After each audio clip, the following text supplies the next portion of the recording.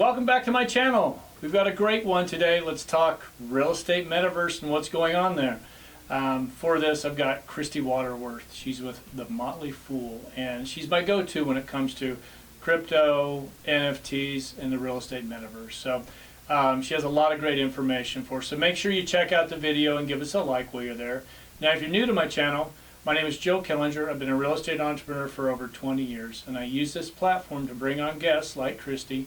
We pick a topic and we really break it down to how it can really be effective for you, how you can utilize it. So make sure you check out the video, give us a like, and while you're there, if you haven't done so, make sure you subscribe.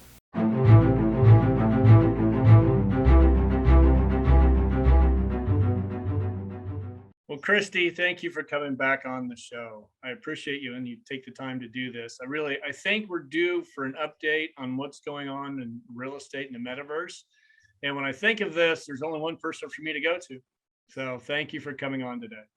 Fantastic. I appreciate being here. Yeah. I guess let's just go right to the jugular. What's happening in metaverse and real estate? Are you seeing a downturn? Well, I'd be lying if I said I wasn't, because absolutely everything is taking a tumble, especially anything that remotely touches crypto. And of course, metaverse is not crypto, but it is funded by crypto. So everything that happens in that world is kind of intertwined. And we definitely have seen some pretty hard downturns, but we're also seeing some really interesting trends that I think bear watching. For example, Decentraland is the most active and oldest of what we would consider the ownable metaverse platforms, where you can buy real estate and stuff. Right. And in Decentraland, I'm seeing a huge drop off in average daily activity. Okay. And at first, when I started seeing that a few months ago, I was really concerned because I thought it might have meant that we had plateaued or the interest was disappearing. But what it actually has turned out to be is that rather than people losing interest, people are refusing to sell.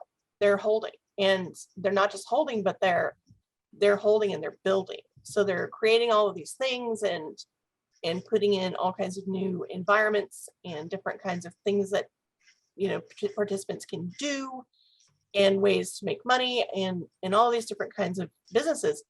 So I think that's really interesting because, when we first saw this kind of take off right after Facebook announced that it was changing its name to Meta, we weren't really sure what was going to happen. And a lot of what we were working with was just very speculative data because we didn't have enough of a history to be able to say for sure, oh, this is definitely what we're looking at, or this is definitely what these numbers indicate. So we didn't know if it was going to turn into a situation where you just had a bunch of people swapping the same piece of real estate over and over and over again, or what exactly we were going to see. And Decentraland, because it's the only of the main platforms that's fully open, fully functional, it's really the best test bed for this kind of stuff.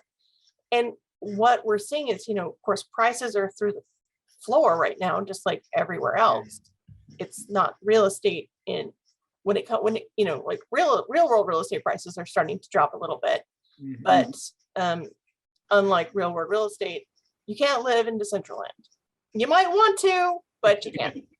And because of that, it's being treated more like it's behaving more like a crypto asset in that regard, even though it's technically, when you own virtual real estate, you own it as an NFT. So for people that understand how all that works, rather than waste all your time and try to explain that. Well, we did that in a previous video. So good. We went through all of that. Do you know about what percentage they've gone down? Well, I'm looking at the numbers right now. Okay. The average sales per month, let me make sure I've got Decentraland up. I'm looking through the screen, through the screen. Gotcha. So the average sales per month in November, the average sales price per month for November of 2021, which was right after Meta made their announcement, was about $17,000 per lot or per property, because when you do these numbers, they tend to mix in what they call estates, which are multiple lots joined together Okay. with regular lands. And so you kind of, it's a little hard to piece out what is what, but that was the average sales price, was $17,000. Last month in May, the average sales price was $4,485. And this, I know it sounds really horrible, but you have to realize that there's a couple different things going on here. So one of the elements here is that you literally are talking about the currency that floats. So you don't buy these in dollars, you buy these in a coin called mana. And mana's value floats. Well, around November, it's being traded as a cryptocurrency. And so around November, it was trading around somewhere between $3 and $5 per coin. Right now, it's sub $1, like 95 cents, I think, about an hour ago. Okay. So you're seeing a decrease in the value of the coin, and you're seeing a decrease in how many coins each property is bringing, but you're not seeing as steep of a decrease in the number of coins that are being traded as you are in the value of that coin, if that makes sense. Yep. Okay. So if somebody's looking to just bank that mana and just hold on to it, they're not seeing significant losses. I mean, they're seeing losses. Everybody's seeing losses. Sure. Yeah. Like, I would be lying if I said they weren't. But they're not seeing the same kind of losses, because where the value of the coin may have dropped five times, the value of the land, the coin value of the land hasn't dropped 5 times, if that makes sense. Yeah. But also because they're not, there's not as much activity, and the lots that are selling aren't selling. There aren't very many lots selling. Yeah, So I would because think of right now that, everybody's just kind of sitting and waiting. yeah, for sure. But you're still seeing, we're still got a few big sales going on. Yeah. So like, when was this? On 6/23, there was an estate called 1352, which everything's identified by numbers. 1352 sold for $78,000 on 6/23. And I went and checked this estate out today just to see what was there. And there's nothing there right now. So they didn't buy a building, they just bought these lots. Okay. And the funny thing is it had originally sold, its first sale date was 6/8. So the very first time that it sold after being purchased from the platform, which I don't have that information when it was purchased on the platform, but most of those sales were like in 2017, 2018. So they were purchased a long time ago. Yeah. But the first sale that is on the blockchain was from 6/8, and it sold from that to the seller that then flipped it again for $50,000. Like it literally made $28,000 in like 2 weeks. It's insane. Yeah. So there are still those kind of opportunities out there, but I think that what we're seeing is not that the value necessarily has gone down, even though the numbers are going down. Right. I think what we're seeing is that the less valuable properties are the only ones that are left, because no one wants to trade the rest of them. Right. Yeah. When do you see this really starting to make a comeback, just as the economy strengthens? And I mean, that's going to be a hard one, because without data, from historical data, it's kind of hard to do, I guess, right? Yeah, we don't really have history for this, and that's part of the problem. But part of the problem too is that we're in such an unprecedented investing environment. Yeah. We've got a proxy world war going on in Ukraine. Right. We've got, historic inflation. We've got all of this, like, we're still in the middle of a pandemic. A lot of people seem to forget that. We've got supply chain issues. We've got all these different things going on that are really soaking people's money, and people that might be interested in, like, say, expanding their business into the metaverse. If they're not a Fortune 500 company, they might be like, I really can't afford that right now. And they're just kind of holding on to what they've got. So you don't really have that going on. And you don't really have a lot of, these platforms are still building strength. So we've got like 3 major platforms out there that are really competitive and look like they really have the potential to go the distance, but they're still, kind of becoming a thing. They're still kind of birthing. So you don't really have. Kristi, who are the three major platforms you're talking about? So the three major platforms that I'm watching are Decentraland, obviously, because we're talking about that, the Sandbox, and a new platform that sold its real estate in early May called Other Side. It's part of the Bored Ape Yacht Club's branded product. And it looks to be the same kind of environment as to what I think is going to make where the money's gonna be made in virtual real estate. Okay. It's got a limited number of lots. The lots have a purpose. You have kind of like a map system where people can choose where they're going to go, and they can kind of see how everything renders. And so I think that's going to become a real competitor. There's still a ton of interest in that one. And that was the other thing that kind of is a little bit confusing right now for me, because what I'm seeing with Other Side is a massive amount of interest. Like, there's so much interest in it right now, but it seems to be soaking interest. It seems to be kind of soaking buyers from the Sandbox and pulling them over to Other Side right now. And I don't know where that balance is, or if it's going to balance, because the Sandbox has been around a little bit longer, and it's had two, like, I want to call them, they're called alpha seasons. And essentially what they are is they're like little soft openings. They're like, hey, we're gonna let you come in and look around for a little bit, but then we're gonna close it back down again and work at the bugs that you found while you were here. Okay. And so it's not fully open, but it's kind of open. And I think people are getting a little frustrated with that. Like, they're like, why isn't this done yet? But they don't understand the scale of what these people are actually doing. Like, it's just so massive. And there's so much programming involved, and they have to make sure that the thing is like crash when everybody finally just there all the time. So it's kind of a thing. So the Sandbox is, I'm seeing a lot of deceleration in value there, as opposed to what I'm seeing in Decentraland. But I think it's just because people are getting a little impatient. I don't think it's so. I mean, you want to invest, but if you don't get the opportunity, you got that money sitting there and you want to get it done. Are you seeing other platforms? I know at one point you were seeing platforms popping up right and left. Does that come to a grind? A stop? I mean, there are other platforms, but they're not anything I would suggest investing in. There are a couple that have been around a while. Crypto Voxels is one of them. Somnium Space is the other. And they may still have some potential, but they're very, very small, and they're not.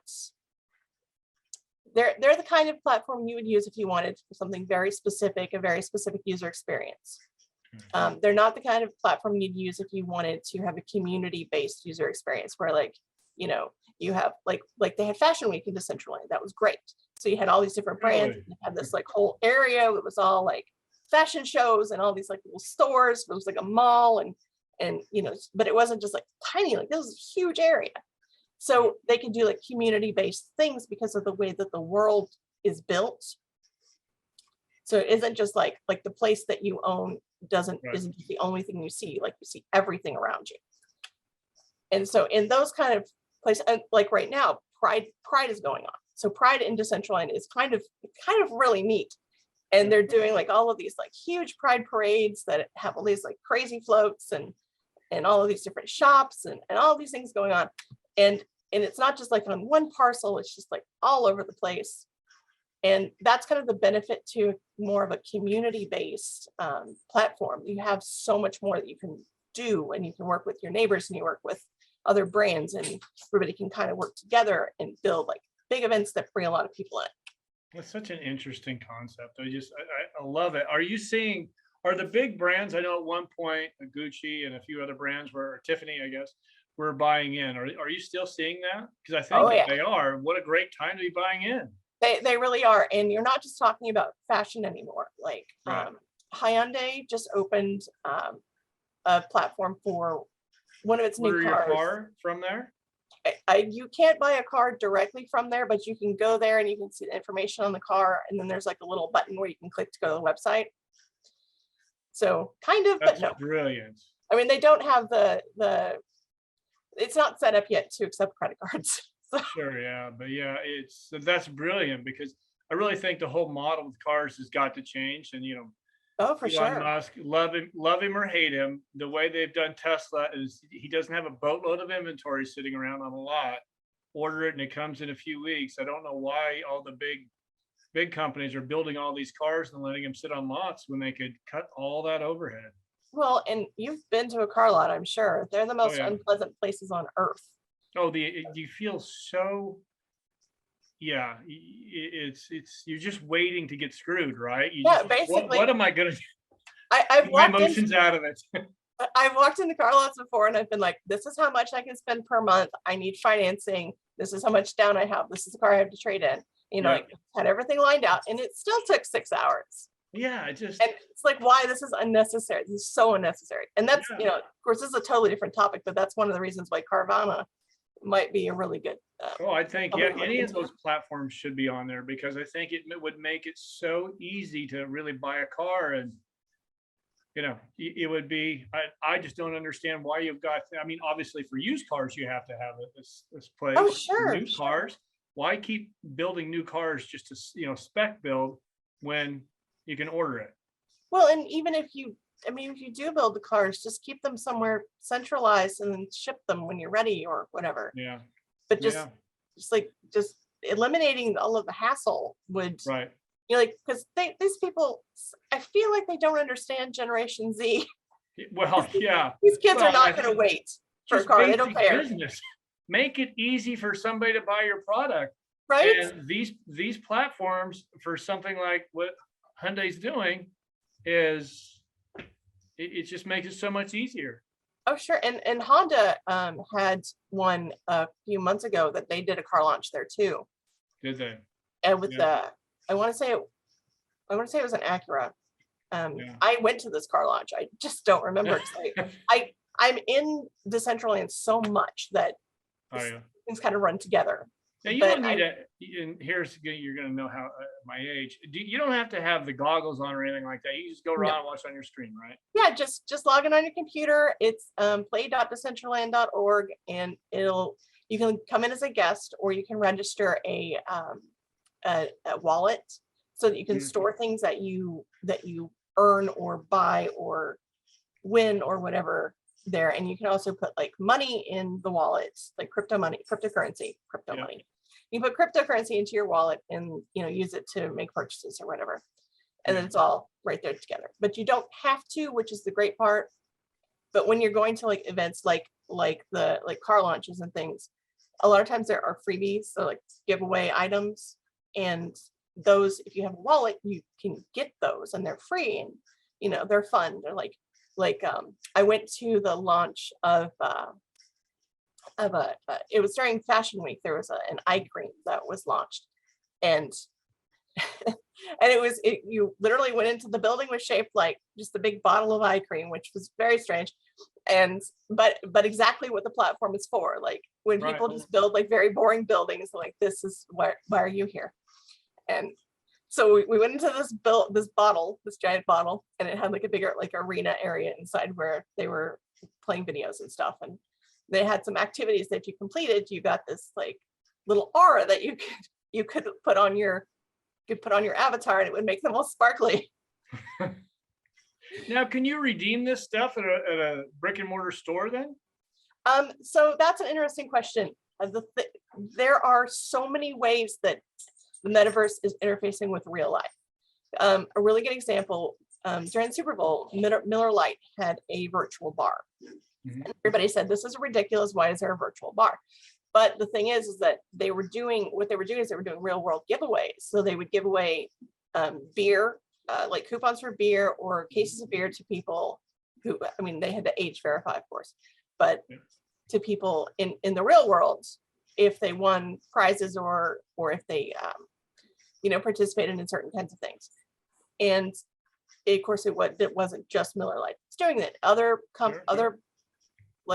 fashion brands, a lot of them are doing things like for NFTs that you purchase that are their clothing, but they're backed by an NFT. So like you buy a shirt for your avatar, that, it's got a lion on it or whatever. Sure. They'll Yeah. send you a copy in real life. So Okay. you kind of have a mix and match thing there. There are different things like that are going on, and it's just a lot of brands are trying to figure out how to interface between the metaverse and the real world. So Yep. we're kind of just in a really deeply experimental phase right now.